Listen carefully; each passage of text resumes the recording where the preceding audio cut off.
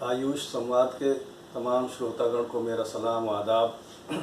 मैं doctor Kafeel Ahmad, associate professor, state तकमीलुत्तिब college Lucknow, HOD department of कुल्लियात यानी fundamental of यूनानी medicine. मैं जनाब राजकमल यादव जी, विशेष सचिव, डायरेक्टर उत्तर प्रदेश आयुष मिशन का बेहद आभार व्यक्त करता हूं और उनका शुक्रगुजार हूं कि उन्होंने ये एक मुफीद मंच हमको फराहम किया और हमको ये मौका दिया कि यहाँ आकर हम अपनी बातें आपके सामने रख सकें, और उनकी तमाम टीम बधाई और शुक्रिया की पात्र है। मैं उन तमाम लोगों का शुक्रगुजार हूँ जो ये प्रोग्राम संचालित कर रहे हैं, और साथ ही मैं अपने डायरेक्टर यूनानी सेवाएं हुकूमत उत्तर प्रदेश जनाब सिकंदर हयात सिद्दीकी साहब का शुक्रगुजार हूँ जो यूनानी पद्धति के ताल्लुक़ से हमको मोटिवेट करते रह सकते हैं और तमाम लोगों को इस चीज़ की प्रेरणा देते रहते हैं कि अपनी ड्यूटीज़ के अलावा भी हम कुछ पब्लिक की सेवा के लिए, पब्लिक को फ़ायदे के लिए कुछ ना कुछ एक्स्ट्रा करते रहें। चनाचे ये मंच जिन लोगों ने फराहम किया है और जो लोग इसको संचालित कर रहे हैं वो बधाई के पात्र हैं कि वो आयुष के ज़रिए से लोगों तक आयुष सेवाएं मुख्तलिफ़ अंदाज से पहुंचा रहे हैं और पब्लिक को हेल्थ प्रॉब्लम के सलूशन के लिए, हेल्थ प्रॉब्लम से निपटने के लिए आयुष के ज़रिए उनको मुख्तलिफ़ किस्म की सहूलतें फराहम कर रहे हैं। उसी सिलसिले की एक कड़ी ये आयुष संवाद है।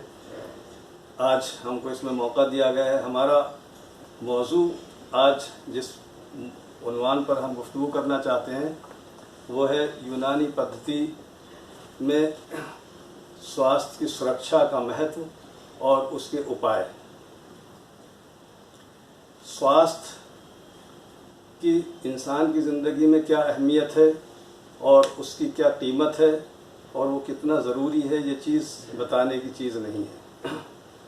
मैं समझता हूँ कि हर इंसान उसको अच्छी तरह भली भांति समझता है।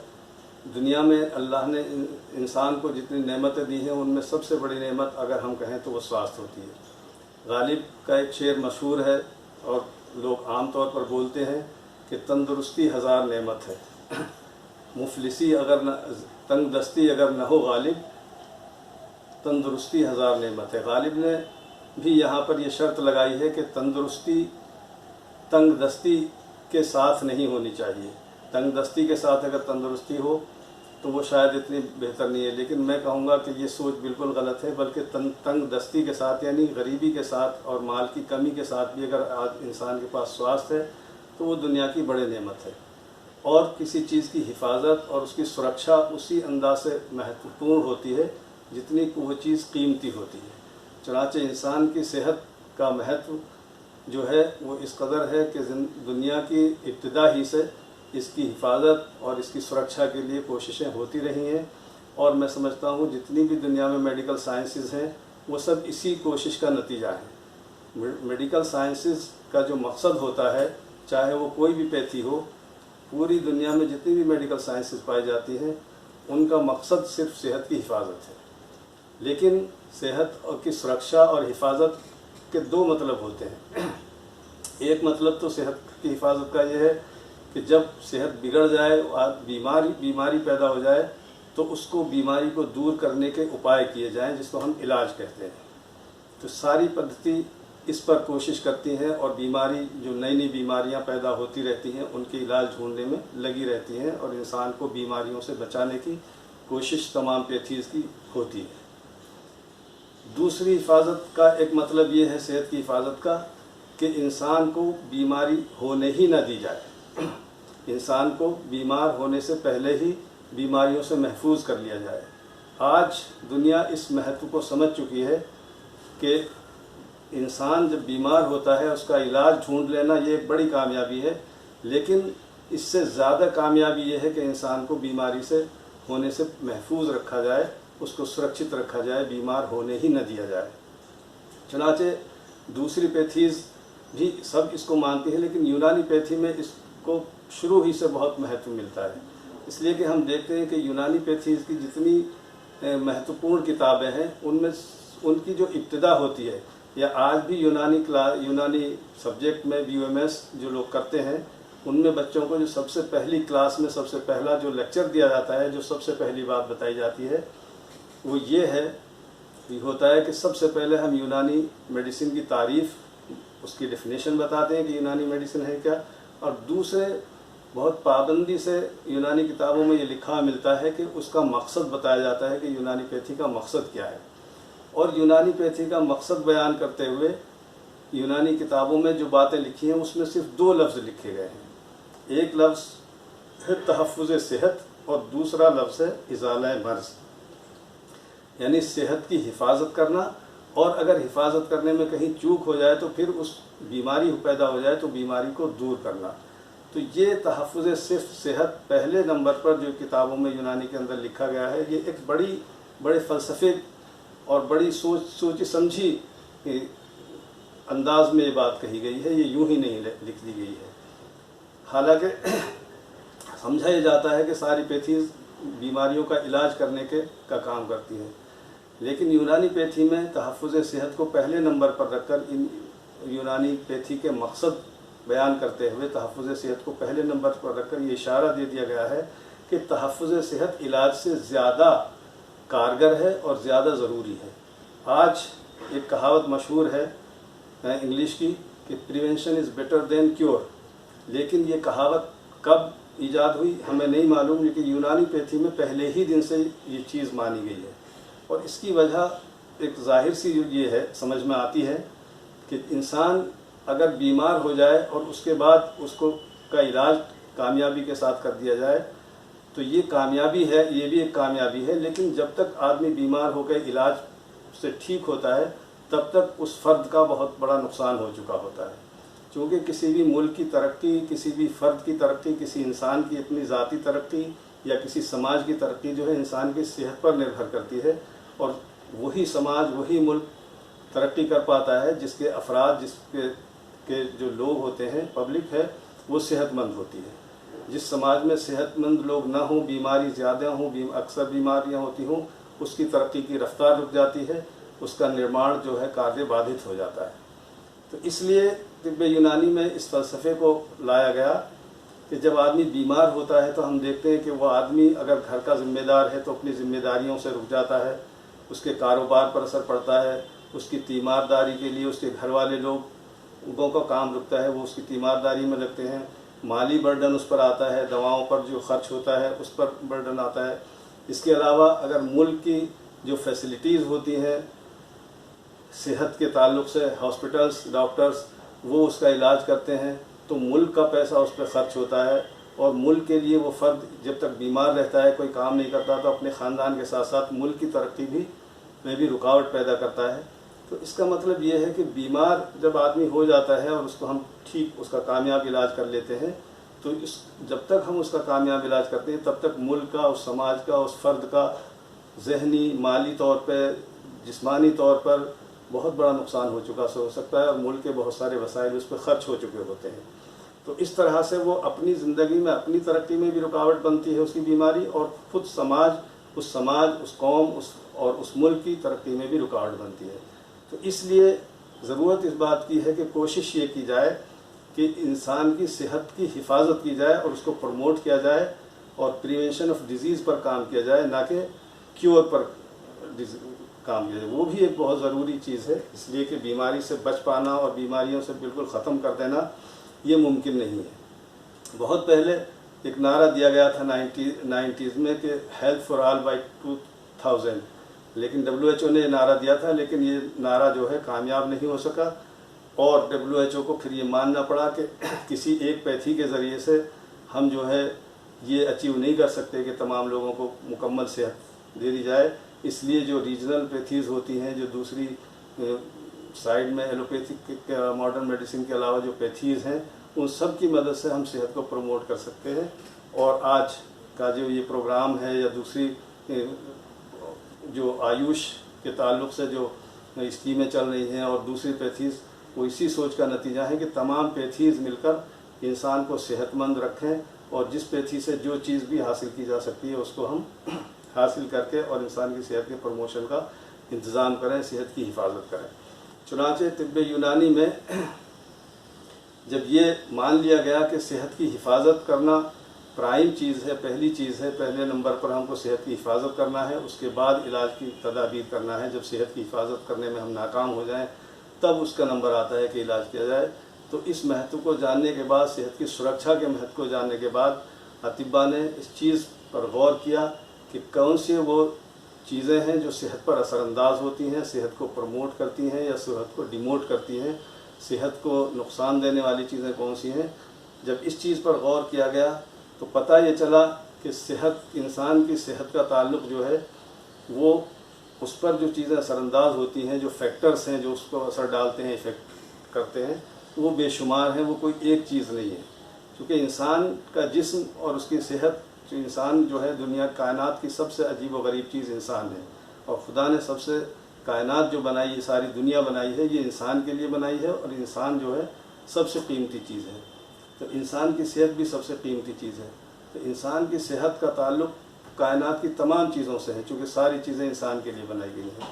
تو اس لیے ہم اس کو محدود کرنا کہ انسان کی صحت پر کون سی چیزیں اثر انداز ہوتی ہیں بڑا مشکل ہے. لیکن غور و فکر کے بعد یونانی میڈیسن کے جو فلاسفرز تھے، تھنکرز تھے، انہوں نے کچھ چیزوں کو نامزد کیا، کچھ چیزوں کو پوائنٹ آؤٹ کیا کہ کچھ چیزیں یوں تو انسان کی صحت پر ہر چیز کا اثر پڑتا ہے، ہوا کا، پانی کا، غذا کا، اس کی رہن سہن کا، اس کے ماحول کا، اور خود انسان جو پیشے اختیار کرتا ہے اس کا، اس کی لائف اسٹائل کیا ہے، کس طرح کا لباس پہنتا ہے. ایون یہ کہ انسان کا مذہب جو ہے وہ بھی انسان کی صحت پر اثر انداز ہوتا ہے، اور بہت سارے ایفیکٹ جو ہیں مذہب کی وجہ سے بہت سارے صحت کے پرابلمس یا صحت کے مسائل ہوتے ہیں اور اس سے تعلق رکھتے ہیں. رسم و رواج کیا ہے، کس رسم و رواج میں انسان جی رہا ہے. تو انسان کی صحت پر اثر انداز ہونے والے فیکٹرز جو ہیں، انسان کی صحت کو متاثر کرنے والی چیزیں بے شمار ہیں. لیکن اطباء نے اپنی دور اندیشی سے، غور و فکر کے نتیجے میں یہ بات بتائی کہ کچھ چیزیں تو ایسی ہیں جو انسان کی صحت کا تعلق ان سے کوئی، اس سے بچاؤ ہی نہیں ہے، وہی انسان کی صحت کو مینٹین رکھتی ہیں، اور انہی کے اندر اگر خرابی پیدا ہو جائے یا کوئی بگاڑ پیدا ہو جائے یا ان میں ابتدا ہماری جو ہے میانہ روی سے ہٹ جائیں، کمی زیادتی ہو جائے، تو وہ صحت پر منفی اثرات ڈالتی ہیں، نیگیٹو اس کے اثرات صحت پر ہوتے ہیں.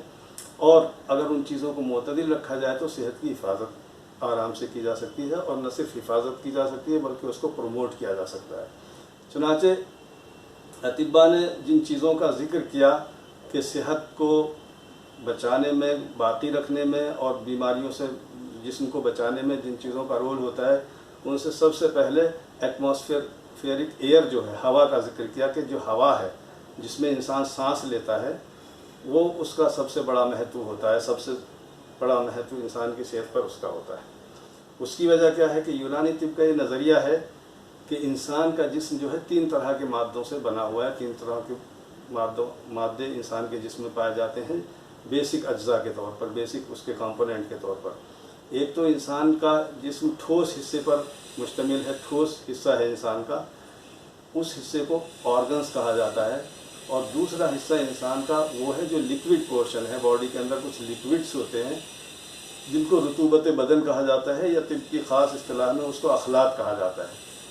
اور طب کا یہ خاص نظریہ ہے کہ اخلاط جو ہیں وہی آرگن کو بناتے ہیں اور وہی انسان کی صحت کے ذمہ دار ہوتے ہیں، یعنی باڈی کے اندر جو فلوئڈس ہوتے ہیں، باڈی کے فلوئڈ. اور ایک پارٹ جو ہے انسان کے اندر وہ گیسیس فارم میں پایا جاتا ہے جس کو طب کے اندر روح کہا جاتا ہے.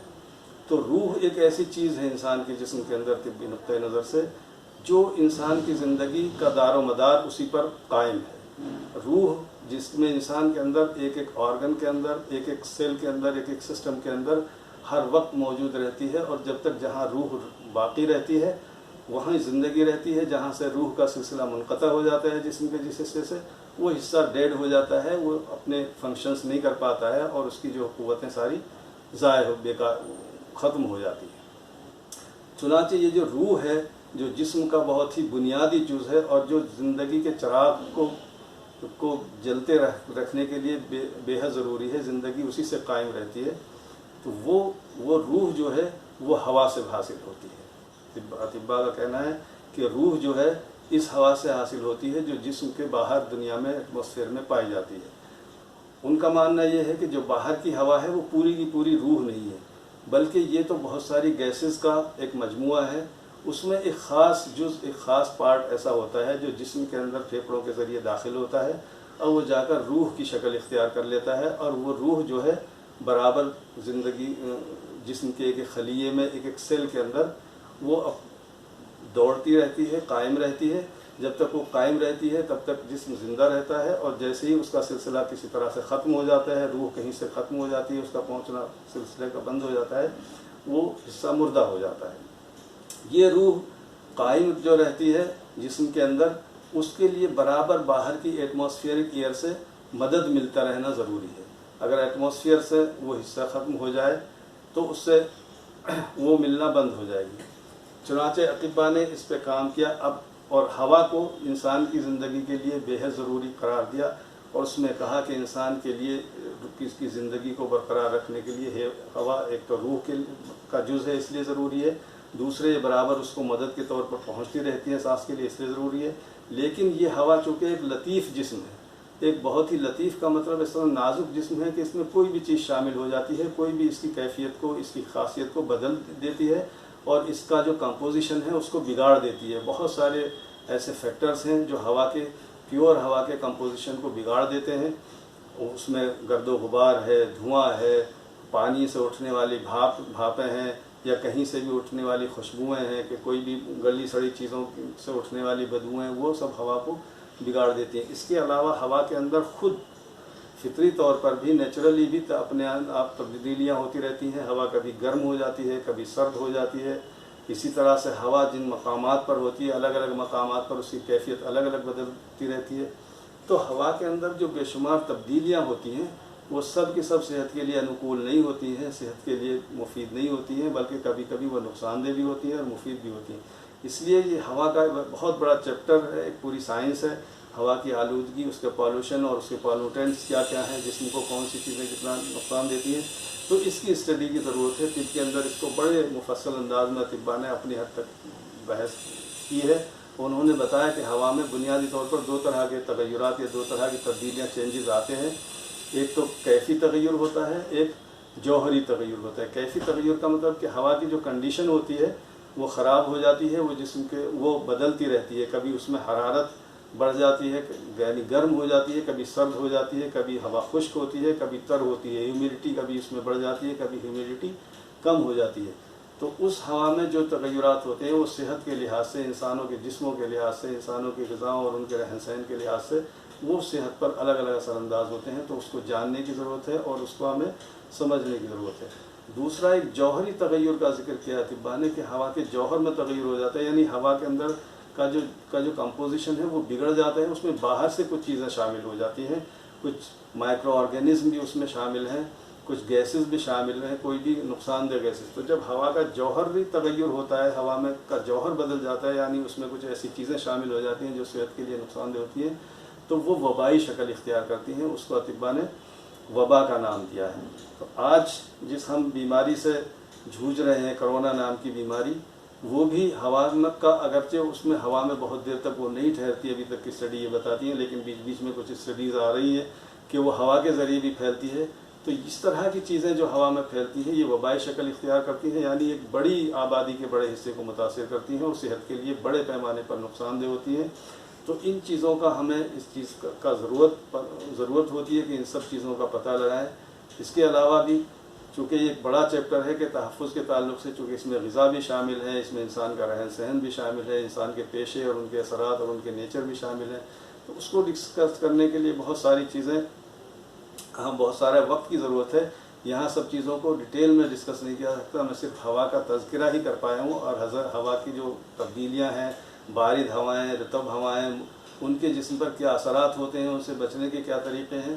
ٹائم یہاں نہیں ہے اس کو ڈسکس کرنے کا، لیکن ہمارے کہنے کا مقصد یہ ہے کہ ان چیزوں کو جو ایک کوشش کی جا رہی ہے ہمارے آیوش مشن کی جانب سے کہ لوگوں تک پہنچائی جائے. اگر اس طرح کی اویئرنیس لائی جائے لوگوں کے اندر، تو ہم صحت کے بہت سارے مسائل سے لوگ اپنے طور پر بھی اس سے بچاؤ کی تدبیر کر سکتے ہیں، اس سے بچ سکتے ہیں، اور صحت کے بہت سارے مسائل جو ہیں اس سے حل کر سکتے ہیں اپنے پیمانے پر. اس سے ملک کا بہت سا سرمایہ بچتا ہے، وقت بچتا ہے، اور ملک کی ترقی میں اس سے اس سے مدد ملتی ہے. تو میں اپنی بات یہیں ختم کروں گا اور نیکسٹ ٹائم انشاءاللہ پھر کہیں اس کو ڈسکس کریں گے. سلام و آداب.